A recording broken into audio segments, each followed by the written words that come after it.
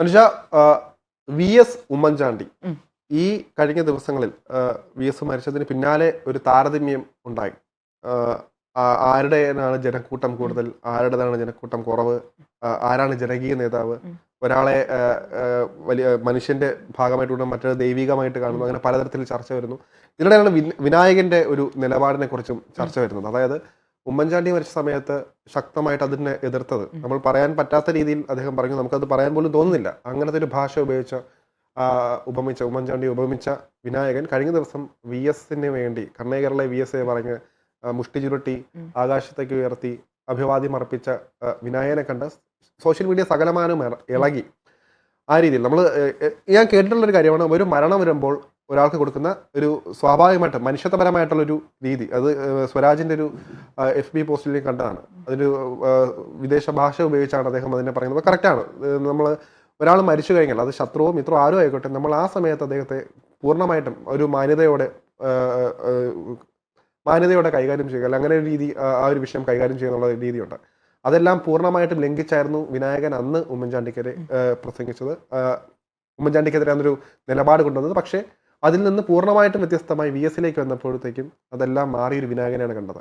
ഇതിനെ എതിർത്തവരെല്ലാം തന്നെ സമൂഹ മാധ്യമങ്ങളിൽ ഒരു കൊച്ചു കുട്ടിയുടെ ഫോട്ടോ, അതായത് ആരോ പറഞ്ഞ അയാളുടെ മകളുടെ ഫോട്ടോ വരെ വിനായകൻ അത് സോഷ്യൽ മീഡിയയിൽ പ്രചരിപ്പിക്കുന്ന അവസ്ഥയുണ്ടായി. ആരോ പറഞ്ഞതിൻ്റെ പേരിൽ ആ മകളെ എന്തിനാണ് ഇടുന്നതിനുള്ള ചോദ്യമല്ലോ, അത് ബേസിക് ആയിട്ടുള്ളൊരു കാര്യമാണ്. അതൊക്കെ തെറ്റായിട്ടാണ് തോന്നിയത്. അപ്പോൾ ഈ രീതിയിൽ പോകുന്നുണ്ട്. മാത്രമല്ല, നേരത്തെ പറയുന്ന പോലെ തന്നെ പല രീതിയിലാണ് ഈ ഒരു കമ്പാരിസൺ വരുന്നത്. റിപ്പോർട്ടർ ചാനലിലെ അരുൺകുമാർ വരെ ഈ ഒരു കാര്യത്തിൽ ഒരു ഈ നിലപാട് പറഞ്ഞു. അതുപോലെ തന്നെ ശ്രീകണ്ഠൻ നായർ ഇതിനകത്ത് നാവുപിഴയുടെ പേരിൽ ഇത് വരുന്നു. അങ്ങനെ പലതരത്തിലും ഈ ഒരു വിവാദം ഇങ്ങനെ മുറുകിക്കൊണ്ടിരിക്കുന്നു. അത് വലിയ രീതിയിൽ ചർച്ചയാകുന്നു. സ്വാഭാവികമായിട്ടും നേരത്തെ പറഞ്ഞ പോലെ തന്നെ വിനായകന്റെ ഈ ഒരു രീതി, അതാണ് നമുക്ക് മനസ്സിലാകാത്തത്. വിനായകൻ എന്താണ് പറയുന്നത് പലർക്കും പകുതി എനിക്ക് മനസ്സിലാകുന്നില്ല. ബേസിക്കലി വിനായകൻ എന്ന് പറഞ്ഞ നടനെ ചില കഥാപാത്രങ്ങൾ ഇഷ്ടമാണെന്നുപരി അയാളെ എനിക്ക് വ്യക്തിപരമായി അയാളുടെ രീതികളോടോ രാഷ്ട്രീയത്തോടോ താല്പര്യമില്ല. കാര്യം ഒരു പബ്ലിക് ഫിഗർ ആണ് എന്നുള്ളതുകൊണ്ട് എന്ത് തോന്നിയാസവും ചെയ്യാനുള്ള ഒരു ലൈസൻസ് അതിനെ കാണുന്ന ഒരാളായിട്ടാണ് വിനായകൻ എനിക്ക് തോന്നിയിരിക്കുന്നത്. മാത്രമല്ല വിനായകൻ മറ്റേ ഫ്ലാറ്റിൻ്റെ മുന്നിൽ നിന്ന് ആളുകളെ തുണി ഊരി കാണിക്കുക, തുണി പൊക്കി കാണിക്കുക, അസഭ്യം പറയുക, മദ്യപിച്ചും ലഹരി വിഷയങ്ങളൊക്കെ അദ്ദേഹം ബന്ധപ്പെട്ടുണ്ടായിട്ടുണ്ട്. അത് അദ്ദേഹത്തിൻ്റെ പേഴ്സണൽ ലൈഫിൽ അദ്ദേഹത്തിന് ഒരുപാട് ഇനിയും മാറ്റങ്ങൾ വരുത്തേണ്ടെന്ന തരത്തിലുള്ള നിലവിൽ സ്വഭാവങ്ങളുണ്ട് താനും. അതിനേക്കാളും ഒക്കെ ഉപരിയായി ഞാൻ ശരത്ത് പറഞ്ഞ ഉമ്മൻചാണ്ടിയെക്കുറിച്ച് ശരത്ത് പറഞ്ഞല്ലോ, നമുക്കത് പുറത്തു പറയാൻ പോലും ജാള്യത തോന്നും എന്ന് ശരത്ത് പറഞ്ഞു. പക്ഷെ അത് പറയണം. 2023 ജൂലൈ 20 വിനായകൻ ഉമ്മൻചാണ്ടിയെക്കുറിച്ച് പറഞ്ഞൊരു വാചകം, ആരാണ് ഈ ഉമ്മൻചാണ്ടി, എന്തിനാടോ 3 ദിവസമൊക്കെ നിർത്തിയിട്ട് പോവും, പത്രക്കാരോടാണ് പറയുന്നത്. ഉമ്മൻചാണ്ടി ചത്ത്, അതിന് ഞങ്ങൾ എന്ത് ചെയ്യണം? എൻ്റെ അച്ഛനും ചത്തു, നിങ്ങളുടെ അച്ഛനും ചത്തു, അതിനിപ്പോൾ ഞങ്ങൾ എന്ത് ചെയ്യണം? നല്ലവനാണെന്ന് നിങ്ങൾ വിചാരിച്ചാലും ഞാൻ വിചാരിക്കില്ല എന്നാണ് പറഞ്ഞത്. അതേ വിനായകൻ വി.എസ്. അച്യുതാനന്ദനെ കർണേകരളെ വി.എസ്. ഇല്ല മരിക്കുന്നില്ല എന്ന് മുദ്രാവാക്യം മുഴക്കുന്നു. നോക്കൂ, അദ്ദേഹം ഒരു CPM കാരനായിരിക്കാം, കമ്മ്യൂണിസ്റ്റ് ആശയങ്ങളിൽ വിശ്വസിക്കുന്ന ഒരാളായിരിക്കാം. സ്വാഭാവികമായി വി.എസിന് ആദരവ് അർപ്പിക്കുന്നതിൽ നമ്മൾ ആരും എതിര് പറയുന്നില്ല.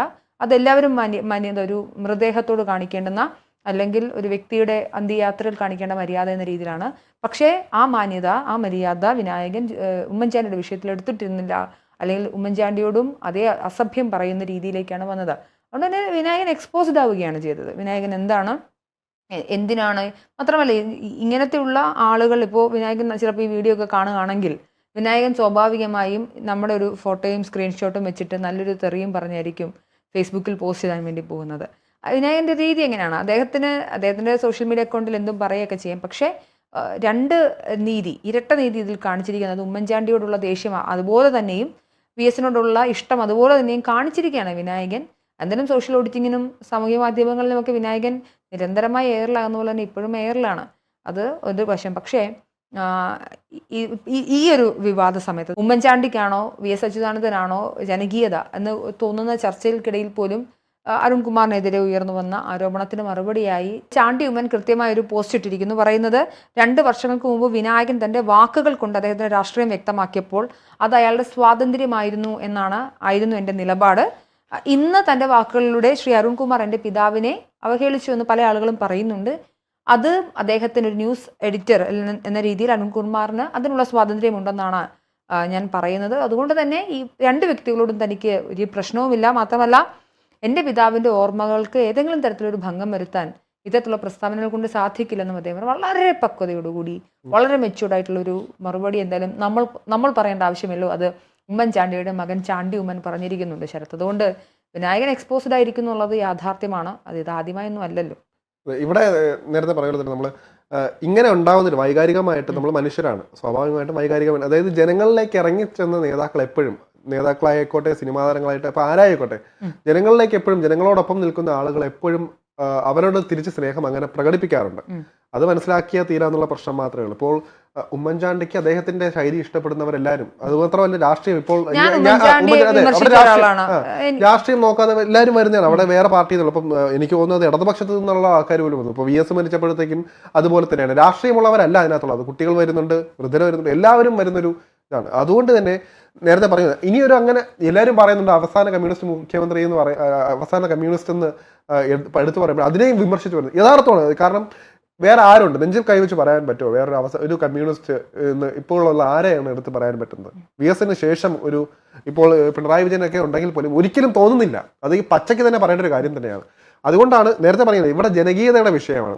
ഉമ്മൻചാണ്ടിയുടെ അടുത്ത് അങ്ങനെ ഉണ്ടായിട്ടുണ്ടെങ്കിൽ അത് അത്രയും സ്നേഹം, അദ്ദേഹം അത്രയും ഇടപെട്ടിട്ടുണ്ട്, അത്രയും ജനങ്ങളുമായിട്ട് ഇടപെട്ടിട്ടുള്ളതുകൊണ്ടാണ് അത് കരച്ചിലൂടെയും മുദ്രാവാക്യങ്ങളിലൂടെയും ഓരോ രീതിയിലാണ്. അപ്പം വാർത്താ ചാനലുകൾ പോലും നമ്മൾ ആലോചിച്ച് നോക്കുക, ഏറ്റവും കൂടുതൽ അദ്ദേഹത്തെ ആഘോഷിച്ചത് ഇവിടുത്തെ മാധ്യമങ്ങളാണ്, അദ്ദേഹത്തെ പരിഹസിച്ചിട്ടുള്ളത്, അദ്ദേഹത്തെ വേട്ടയാടിയിട്ടുള്ളത്.